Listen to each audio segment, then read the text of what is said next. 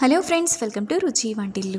ఈరోజు మనం ఇంట్లో కూరగాయలు లేకపోయినా, వంట చేసే టైం లేకపోయినా 2 ఉల్లిపాయలు వేసుకొని కుక్కర్లో ఇలా రైస్ చేయండి. టేస్ట్ చాలా బాగుంటుంది. వేడివేడిగా తిన్నా, పిల్లలకు లంచ్ బాక్స్ లోకి పెట్టినా చాలా బాగుంటుంది. ఈ రైస్ లోకి కర్రీ లేకపోయినా పెరుగు చట్నీతో సర్వ్ చేసుకుంటే చాలా బాగుంటుంది. సో లేట్ చేయకుండా వీడియోలోకి వెళ్ళిపోదాం.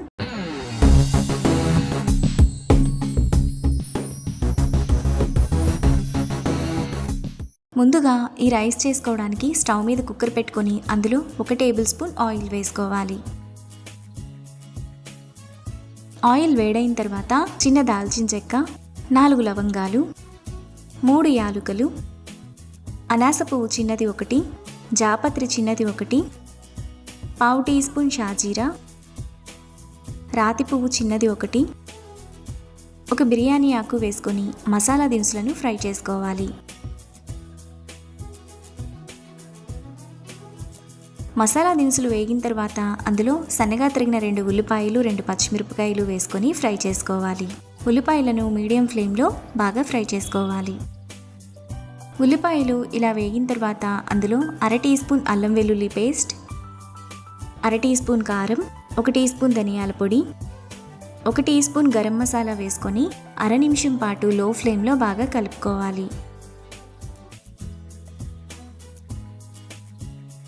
అల్లం వెల్లుల్లి పేస్ట్ కూడా బాగా వేగిన తర్వాత అందులో 2 టేబుల్ స్పూన్ల పెరుగు, సన్నగా తరిగిన పావు కట్ట కొత్తిమీర, పుదీనా, కొద్దిగా కరివేపాకు వేసుకొని మరో 1/2 నిమిషం పాటు బాగా కలుపుకోవాలి.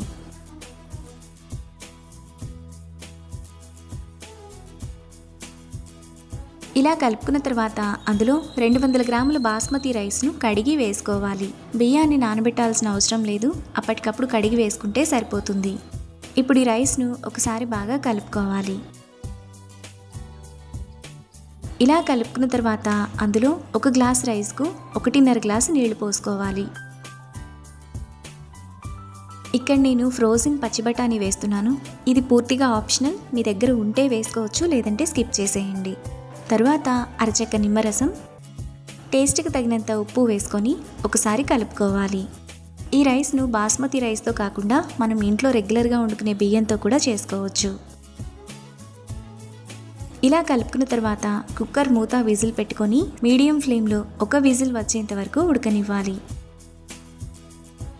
కుక్కర్ విజిల్ వచ్చి ప్రెషర్ పూర్తిగా పోయిన తర్వాత రైస్ మనకు ఈ విధంగా పొడి పొడిగా ఉడికిపోతుంది.